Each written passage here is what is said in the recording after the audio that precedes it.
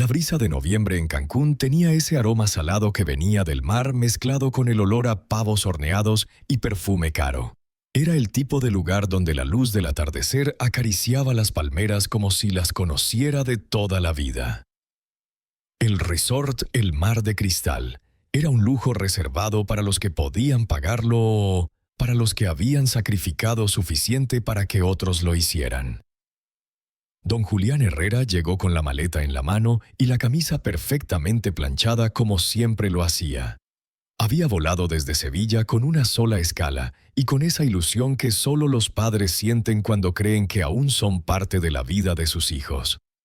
Llevaba semanas esperando esta invitación. Su hija Camila lo había llamado apresuradamente una noche, diciendo que todos se reunirían en Cancún para celebrar el Día de Acción de Gracias. «Será bonito, papá. Te extrañamos», le dijo. Y con eso bastó. En la recepción del resort, el empleado joven con sonrisa de protocolo buscó su nombre en la lista. Tecló varias veces. Frunció el ceño. Dijo que estaba en la reserva de la familia Herrera Salinas, preguntó. Julián asintió. El joven hizo una llamada rápida y luego dijo con cierta incomodidad. «Parece que no estaba registrado, pero podemos ubicarle una habitación». «No se preocupe, señor».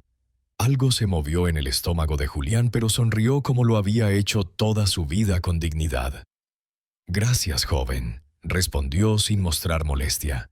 No era hombre de levantar la voz, no aún.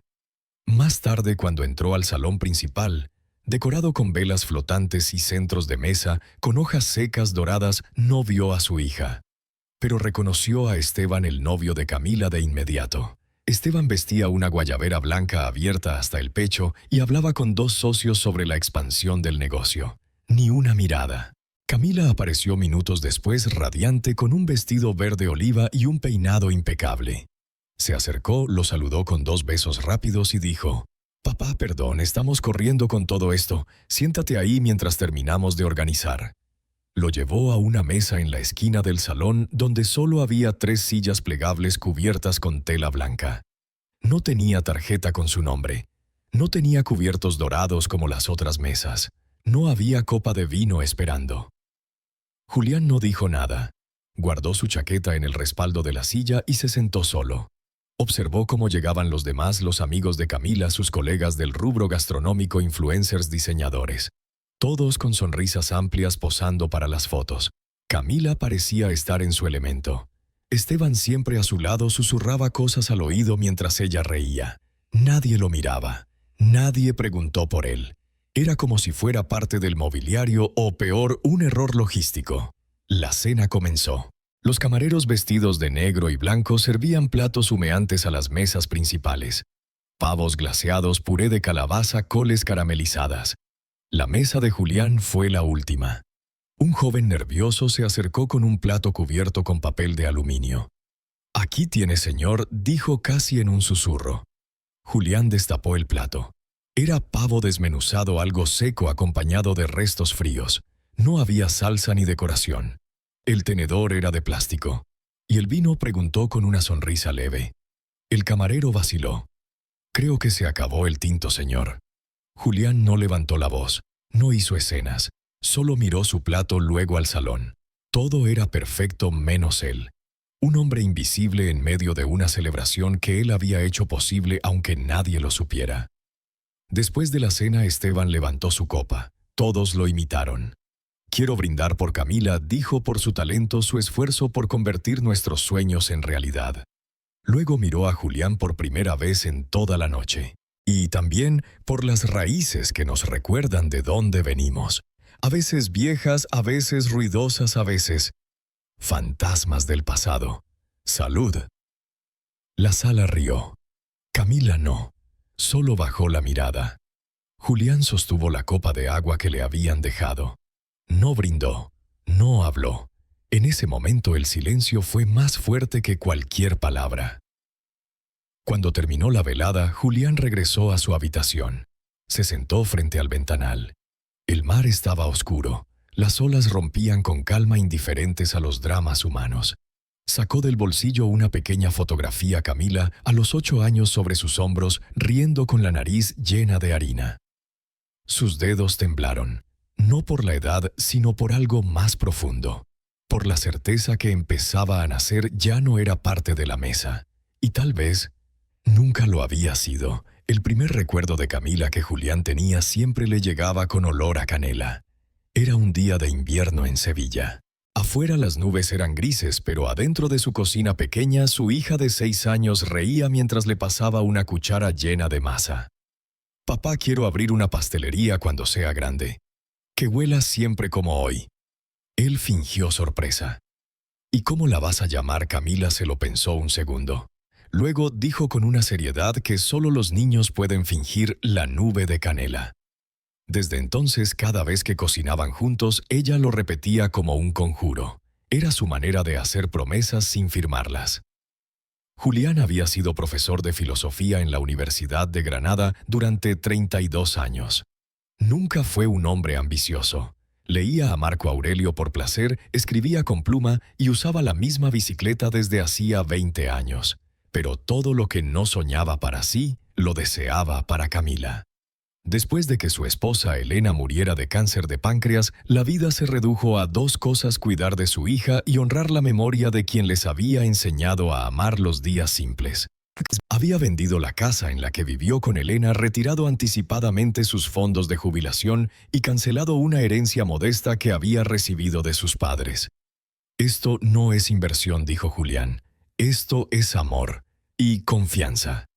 Esteban sonrió. Camila lo abrazó fuerte y durante un breve instante el mundo volvió a oler a canela. Durante meses, Julián siguió el progreso del proyecto desde Sevilla. Recibía fotos de los avances en la obra, bocetos del logo y catálogos de las tazas. Incluso envió por correo una caja con libros de recetas familiares y una foto de Elena con delantal para que estuviera en algún rincón del local. Pero cuando llegó el día de la inauguración, no recibió invitación. Camila se disculpó con un mensaje rápido. «Fue todo muy caótico, papá. Prometo que haré una cena especial solo para ti». Esa cena nunca ocurrió. Julián no pidió explicaciones. Pensó que tal vez la juventud necesitaba espacio, que los padres, como los andamios, deben retirarse cuando la estructura ya se sostiene sola. Pero algo empezó a descomponerse. Las transferencias que le pedían aumentaban para un nuevo horno, para una campaña digital, para arreglar la terraza. Cada solicitud venía con una excusa tierna. «Eres nuestro ángel de la guarda, papá», decía Camila. «Solo hasta estabilizarnos». Una vez Julián viajó sin avisar a Barcelona esperando sorprenderlos. Al llegar a la cafetería, vio su nombre en una pequeña placa metálica mal colocada en una esquina del baño de empleados. «Gracias al señor JOTH». Ni una foto suya, ni una mención en el menú. Se quedó en la barra por más de 1 hora observando. Esteban pasaba de mesa en mesa con carisma teatral. Camila se movía como un torbellino eficiente. Nadie lo reconoció, nadie lo saludó. Cuando una camarera joven se le acercó, preguntó: «Señor, ¿está esperando a alguien?». Esa noche volvió al hotel con una náusea que no venía del estómago. «Papá, necesito que me autorices esto antes de las 5», decía su voz acelerada por nota de voz. Julián lo hacía sin hacer preguntas. No porque no tuviera dudas, sino porque aún creía que el amor consistía en no entorpecer los sueños del otro. Esteban, por su parte, se había transformado del chico simpático que hace reír a Camila a un verdadero gestor.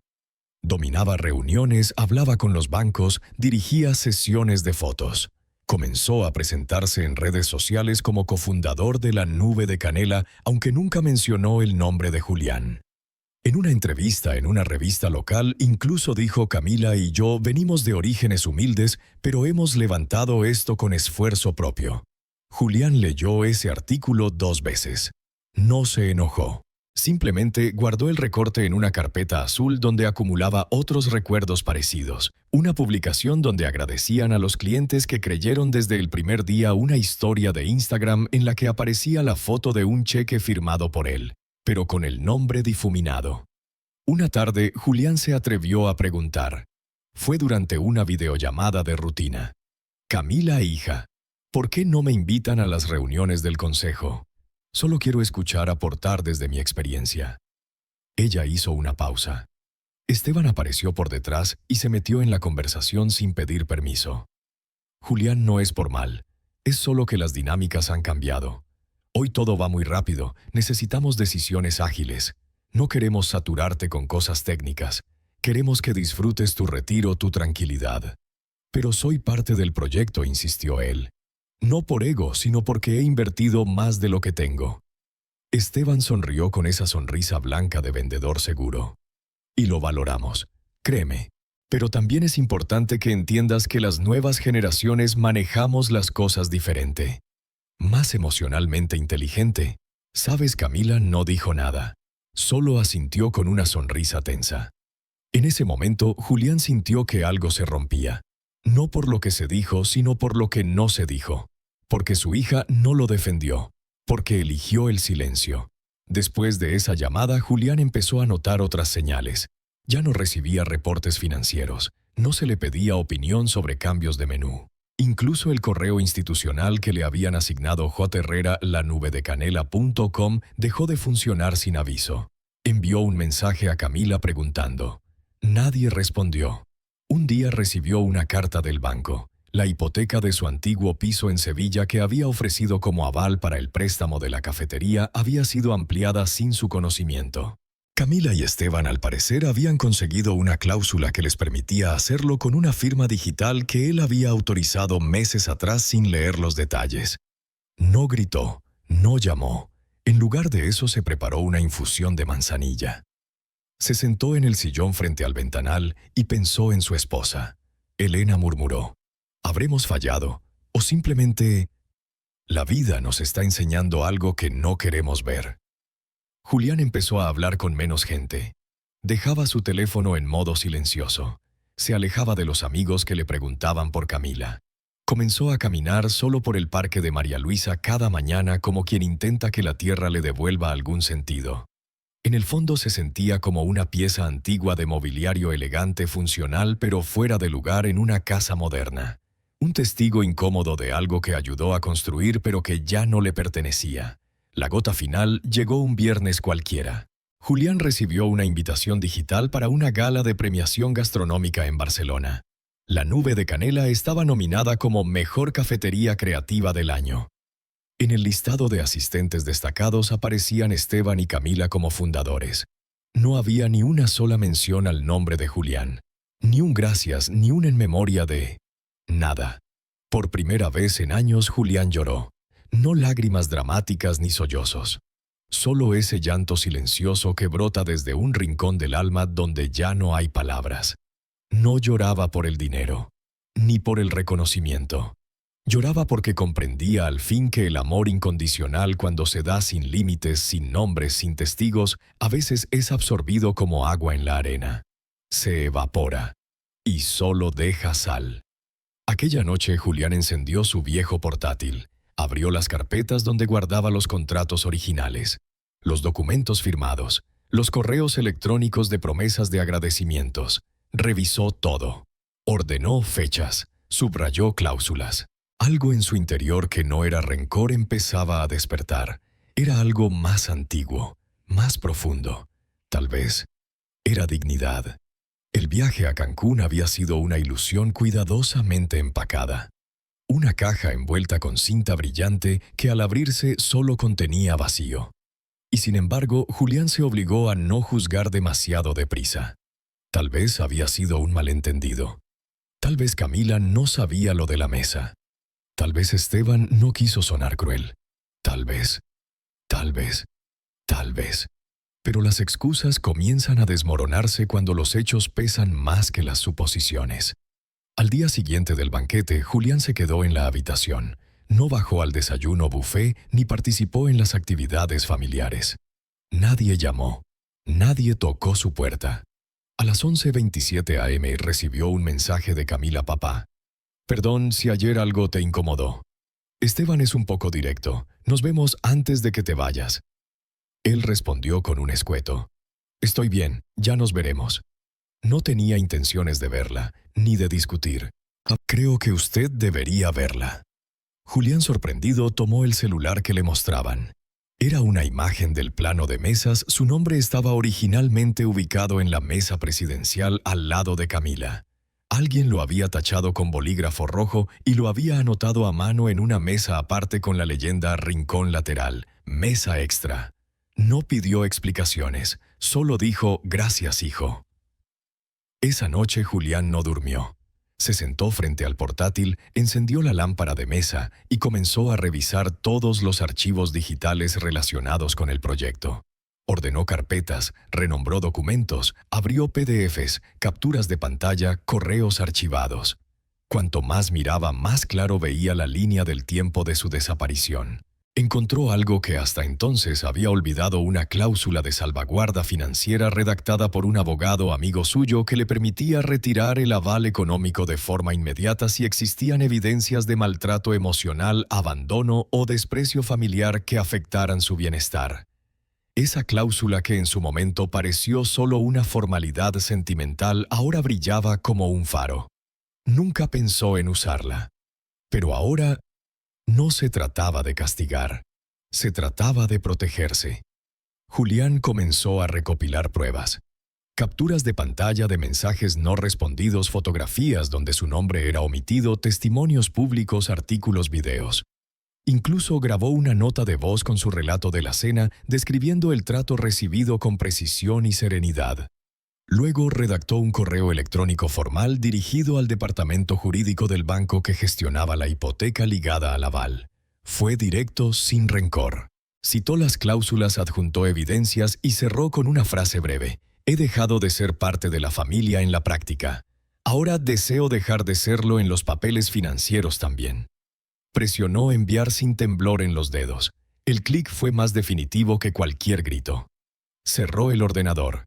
Apagó la lámpara. Pero no se acostó. Se sirvió un poco de vino blanco, caminó hasta el balcón y contempló el mar. Y por primera vez en años no se preguntó si estaba haciendo lo correcto. Sabía que lo hacía. Porque esa noche entendió algo que se niega a muchos padres: que el amor no debe doler todo el tiempo. Que el respeto no es negociable. Que uno no está obligado a sentarse a una mesa donde ya no lo invitan solo porque un día ayudó a construirla. No fue venganza, no fue despecho, fue una rendición silenciosa a favor de su dignidad. Y con eso Julián no ganó poder, pero recuperó nombre, y eso en tiempos de olvido es una forma de volver a nacer. La notificación llegó una mañana de martes a las 09:14 am, hora de Barcelona. El correo electrónico emitido por la Dirección Jurídica del Banco Catalonia tenía como asunto: notificación de suspensión de aval personal, proyecto La Nube de Canela. Esteban fue el primero en leerlo. Estaba sentado en la oficina del piso superior del local revisando el calendario de contenidos para redes sociales cuando vio el aviso con letras rojas: fondos bloqueados. Activación de cláusula de retiro. Tardó unos segundos en entender lo que significaba. Luego saltó de la silla, fue directo a la oficina de Camila y con voz tensa dijo: «Tu padre ha activado la cláusula de rescisión. El banco ha congelado las cuentas. No tenemos acceso a los pagos programados». Camila dejó caer el bolígrafo. «¿Qué estás diciendo? ¿Que tu padre nos ha dejado sin flujo de caja? El viernes hay nómina. Tenemos proveedores esperando pagos. Eso no puede ser. Papá nunca haría algo así». Esteban lanzó un sobre la mesa. Dentro había una copia impresa del correo de Julián. En él, además de invocar legalmente su derecho a cancelar su respaldo económico, Julián incluyó un anexo con pruebas de menosprecio, mensajes omitidos y una línea final escrita con elegancia brutal. «Durante años me senté en silencio en una mesa donde ya no había lugar para mí. Hoy me levanto no por rabia, sino porque ya no deseo alimentarla con mi ausencia». Camila lo leyó 3 veces. En su pecho algo se rompió. Las consecuencias llegaron como una avalancha que había estado contenida durante meses. Al día siguiente, el proveedor de café colombiano más importante de la cafetería canceló sus envíos tras recibir noticia del congelamiento de pagos. 2 empleados clave del equipo de cocina renunciaron al ver que no habría salario esa semana. Un periodista gastronómico publicó una nota cruda en el periódico titulada «La cafetería sin padre». El artículo mencionaba que Julián Herrera, principal inversor y cofundador silencioso de la Nube de Canela, había retirado su respaldo tras años de omisión y ninguneo emocional. En redes sociales el escándalo creció. Un usuario publicó una imagen de Julián sentado solo en la mesa lateral durante la cena de Cancún. La leyenda decía: cuando el pilar decide irse, todo se derrumba. La foto se volvió viral. Miles de personas comentaron historias similares sobre padres invisibles, madres ignoradas, abuelos convertidos en cajeros automáticos sin rostro. Esteban intentó controlar la narrativa. Publicó una historia en Instagram diciendo: toda familia tiene sus diferencias, pero estamos trabajando para resolver esto en privado. Respetamos a Julián y agradecemos su apoyo hasta ahora. Pero el daño ya estaba hecho. Camila, por su parte, cayó en un silencio que lo decía todo. No asistía a reuniones, no respondía a correos. Una mañana bajó al almacén y allí, entre cajas de azúcar y paquetes de servilletas personalizadas con el logo del local, se derrumbó. Lloró durante media hora abrazando una caja de tazas donde aún se leía Idea original Camila y Julián Herrera. Mientras tanto, Julián estaba de vuelta en Sevilla. No seguía las noticias. No buscaba escándalo. Simplemente volvía a su rutina: caminatas por el Parque de María Luisa, tardes en la biblioteca pública, noches escribiendo un pequeño diario donde registraba lo vivido. No escribió con rencor. Escribía para recordar que había puesto límites, que no había nacido para ser mármol del que otros esculpieran estatuas a su conveniencia. Una tarde recibió una llamada de Esteban. «Julián, escúchame, no podemos sostener el local sin ti. La situación es crítica. ¿Podemos hablar?» «No, Esteban. No tengo nada más que decir. La última vez que hablé ustedes no escucharon. Esta vez he hablado con acciones, y esas no necesitan explicación. ¿Quieres vernos hundidos? No. Solo quiero dejar de verme hundido yo». Cortó. Sin furia, sin palabras de más. Se sirvió una copa de vino y volvió a su cuaderno. En la última página de aquel día escribió una frase que no necesitaba firma: «No soy el invitado. Soy el que puso la mesa, y el que hoy decide levantarla». El viernes por la mañana, la Nube de Canela amaneció sin aroma. No había café recién molido ni música instrumental flotando en el aire. En lugar de eso, una niebla densa de incertidumbre ocupaba cada rincón del local. Los empleados llegaron como siempre, pero sus pasos eran lentos, como si algo invisible los estuviera frenando. Se miraban entre sí sin hablar, revisaban los teléfonos, buscaban señales de lo que nadie se atrevía a decir en voz alta. Camila llegó con gafas oscuras y el rostro cubierto de ansiedad contenida. Esteban caminaba detrás de ella como una sombra nerviosa, con el celular en la mano y la mandíbula tensa. Llevaban noches sin dormir tratando de contener una crisis que ya no cabía debajo de la alfombra. La llamada del banco había sido clara: los fondos estaban congelados, la nómina en pausa, los proveedores suspendidos. Todo por una cláusula firmada años atrás por Julián Herrera que en su momento parecía inofensiva, casi simbólica. Nadie pensó que él la activaría. Pero lo hizo. Y ahora la cafetería, que tanto se jactaba de ser un negocio independiente hecho con pasión joven, estaba al borde de un colapso económico y moral. Camila subió a la pequeña tarima de madera del salón, donde usualmente se leían poemas o se hacían catas de té. Miró a sus empleados, todos ellos más jóvenes que ella, la mayoría ignorantes del drama familiar que sostenía los cimientos de ese negocio. Respiró hondo, se quitó las gafas y habló. «Queridos compañeros, sé que están preocupados. Yo también lo estoy. En este momento enfrentamos un reto complejo». Y durmió profundamente, como quien por fin ha dejado de cargar el peso de la invisibilidad.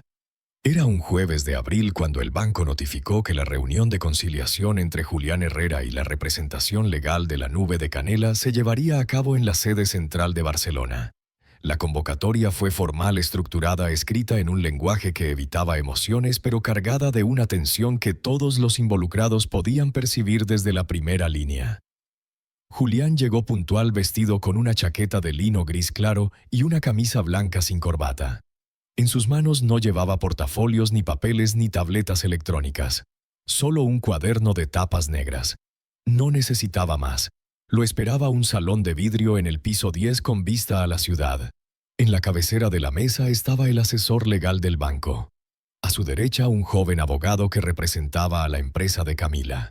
Frente a ellos, Camila misma sentada con los hombros encogidos y Esteban con un traje caro y la mirada impaciente. El ambiente olía a desinfectante, a ansiedad contenida y a cosas que ya no podían repararse. El asesor del banco fue directo. Señor Herrera, usted ha solicitado el retiro definitivo del respaldo económico que sostiene el proyecto de su hija.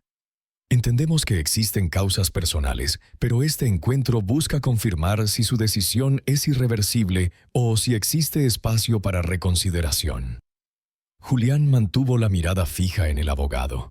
Luego la dirigió sin prisa hacia Camila. Ella evitó sus ojos. Él respondió con voz clara. Mi decisión no se basa en emociones del momento. Se basa en años de omisión de silencios, de ser relegado a la sombra del proyecto que ayudé a construir con todo lo que tenía, incluso con lo que no podía darme el lujo de perder. Fui el cimiento de ese negocio, no solo financieramente, espiritualmente, emocionalmente. Di más que dinero. Di historia, identidad, memoria. Y me convertí en nadie. Esteban quiso intervenir, pero Julián levantó una mano apenas perceptible. No necesito explicaciones públicas. No estoy aquí para que me pidan perdón. Estoy aquí para cerrar una etapa. He aprendido que incluso los padres tienen derecho a no ser utilizados. Camila rompió el silencio. Su voz era baja, rota, pero sin victimismo. Papá, tienes razón. No puedo justificar nada.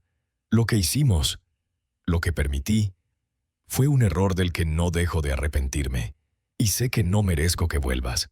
Pero quería estar aquí hoy no para pedirte que lo reconsideres, sino para mirarte a los ojos y decirte que lo entiendo. Finalmente lo entiendo. Julián la observó por varios segundos que parecieron una vida entera. En su rostro no había dureza, tampoco ternura. Había algo más profundo, una paz ganada a pulso. Camila dijo con suavidad, uno no deja de amar a un hijo, pero el amor también se protege. Y yo me perdí en el intento de ser siempre útil, siempre silencioso, siempre disponible. Hoy elijo no desaparecer más. El asesor del banco tomó la palabra y preguntó si esa declaración podía considerarse definitiva. Julián asintió. Deseo formalizar la disolución total de mi vínculo financiero y administrativo con la empresa. No buscaré retribución económica. Solo pido que mi nombre sea retirado de cualquier responsabilidad futura. No quiero intereses, solo quiero paz. Esteban, con la voz cargada de impotencia, murmuró: si hicieras esto por despecho lo entendería, pero lo haces con tanta calma que da más miedo. Julián lo miró por primera vez, no con odio sino con la certeza de quien ha visto pasar muchas tormentas. No es miedo lo que debes sentir, es respeto. Porque cuando un hombre calla durante mucho tiempo y decide hablar, no necesita gritar. La reunión terminó 20 minutos después. Los documentos fueron firmados, los papeles sellados, los vínculos rotos. Al salir del edificio, Camila alcanzó a Julián en el ascensor. No dijo nada. Le entregó un sobre pequeño cerrado con su letra en el exterior. Para cuando quieras leerlo. Julián lo guardó en el bolsillo sin abrirlo. En la planta baja, al cruzar el vestíbulo, él se detuvo un instante. Miró por última vez a su hija y con una sonrisa apenas visible dijo: ojalá un día entiendas que la herencia más grande que un padre puede dejar es su ausencia en el lugar donde ya no es respetado. Luego salió caminando a paso lento pero firme, como quien no huye sino que se retira. Y aunque llevaba las manos vacías por dentro, recuperaba el peso de su nombre. Pasaron 3 semanas desde la reunión en el banco. Durante ese tiempo, Julián no volvió a recibir llamadas de Camila ni de Esteban, y tampoco las esperaba. Se mudó temporalmente a un pequeño apartamento con vista al Guadalquivir, en un barrio donde el tiempo parecía moverse más lento, como si los relojes respetaran el derecho de los corazones cansados a latir sin prisa. Por la mañana salía a caminar con una libreta en el bolsillo, se sentaba en bancos públicos a observar a la gente pasar, a leer fragmentos de Marco Aurelio, o simplemente a cerrar los ojos y escuchar el viento entre los árboles. Pero la calma exterior no coincidía con lo que ocurría en el mundo. Afuera su historia se había convertido en una ola que seguía creciendo sin él remar. El artículo de El País fue traducido al inglés, al francés y al italiano. Varias revistas de negocios comenzaron a escribir sobre la revolución silenciosa de los padres fundadores olvidados. En TikTok, cientos de jóvenes grabaron videos sentados frente a sillas vacías, agradeciendo en voz alta a sus padres o madres por lo que nunca supieron cómo expresar. En Instagram aparecieron murales callejeros pintados por artistas anónimos con la figura de un hombre mayor sentado solo frente a una mesa elegante acompañado por la frase «No era invitado, era la mesa». Una universidad en Madrid organizó un foro llamado Vínculos rotos, finanzas familiares y afecto perdido, y en la apertura se leyó una frase de Julián como cita principal. Lo más inesperado llegó una tarde cualquiera cuando un cartero le entregó un sobre azul claro con sello diplomático. Era una invitación formal para ser orador principal en el Congreso Internacional Voces Mayores, un evento anual que reunía a pensadores líderes y activistas mayores de 60 años de todo el mundo. Le ofrecían cubrir todos los gastos, darle una condecoración simbólica y, más que nada, una tribuna. Julián leyó la carta sentado en su sillón preferido con una taza de té entre las manos. No sonrió, pero sus ojos brillaron con una melancolía suave. No por vanidad, no por orgullo. Esa noche, al volver al hotel, caminó por el paseo marítimo sin pensar en lo que había perdido, sino en lo que había recuperado: el derecho de ser visto, de ser nombrado, de no ser útil, sino simplemente ser. Porque al final lo que más necesitaba no era reconocimiento, ni venganza, ni fama.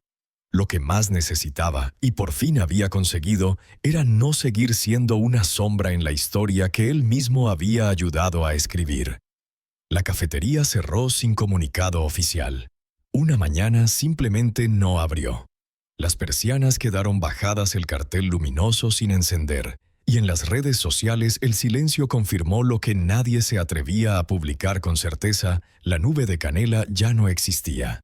Los clientes habituales pasaban por delante, miraban a través de los cristales sucios y encontraban mesas cubiertas con sábanas blancas, tazas aún sin lavar y una atmósfera de algo interrumpido, como una canción cortada antes del estribillo. En una esquina del local seguía estando aquella mesa donde alguna vez Julián tomó café en silencio. Sobre ella alguien, nadie sabe quién, dejó una taza de cerámica blanca humeante con una nota escrita a mano. Gracias por el lugar que diste sin pedir nada.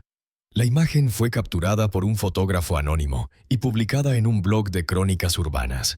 El artículo se titulaba La silla vacía, la lección más llena. Y sin pretenderlo, esa imagen se convirtió en el epílogo de una historia que ya no le pertenecía solo a una familia, sino a miles. Camila se fue de Barcelona por un tiempo.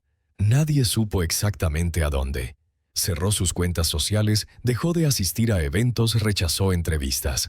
Se dijo que estaba en Valencia trabajando como repostera en una panadería pequeña, lejos de cámaras y de socios estratégicos. Esteban desapareció del mapa público. Se vendieron los derechos del nombre del local, se devolvieron las máquinas, se saldaron algunas deudas con lo poco que quedaba en el fondo común. Nadie mencionó a Julián en los trámites finales. Y eso estaba bien, porque para él ese capítulo ya no dolía. Había sido archivado sin rencor. En Sevilla, Julián vivía con calma, no con alegría eufórica ni con tristeza amarga, con calma verdadera. Daba clases de filosofía práctica en un centro cultural para mayores. Caminaba todos los días hasta el mismo banco del parque donde escribía en su cuaderno negro. Había conocido a personas nuevas. Una mujer llamada Teresa, que había sido bibliotecaria durante 40 años y con quien compartía charlas sobre libros, silencios y vinos andaluces. No era amor romántico, era compañía honesta sin pretensiones. Un día recibió por correo un paquete sin remitente. Dentro, un pequeño marco de madera con una fotografía restaurada, él y Camila cuando ella tenía 5 años comiendo churros en una feria de barrio. En el reverso, una sola frase: a veces hace falta perder el mapa para volver al origen. Julián no respondió. No hacía falta. En su casa, sobre una repisa modesta, había un espacio reservado donde puso esa foto junto a una vela encendida. No como homenaje, sino como señal de que algunas cosas cuando se sanan, no se olvidan, se resignifican. El último domingo de diciembre, caminando por la ciudad, Julián pasó frente a una cafetería nueva. No entró. Solo miró por el ventanal, vio a un padre joven sirviendo chocolate caliente a su hija y sonrió. No por nostalgia, por gratitud, porque entendía que el ciclo había cerrado. Ya no era el hombre que buscaba sentarse en la mesa. Era el hombre que, habiéndose levantado, dejó atrás la silla con la certeza de que su dignidad no estaba en ocupar un lugar, sino en saber cuándo soltarlo. Esa noche, al volver a casa, escribió la última entrada de su cuaderno. Una sola frase, sin título, sin firma. Cuando dejas de esperar que te vean es cuando verdaderamente comienzas a verte. Cerró el cuaderno, apagó la luz. Y por primera vez en años sintió que ya no había nada pendiente. Porque esa silla vacía ya no dolía. Era suya, y la había reclamado con silencio.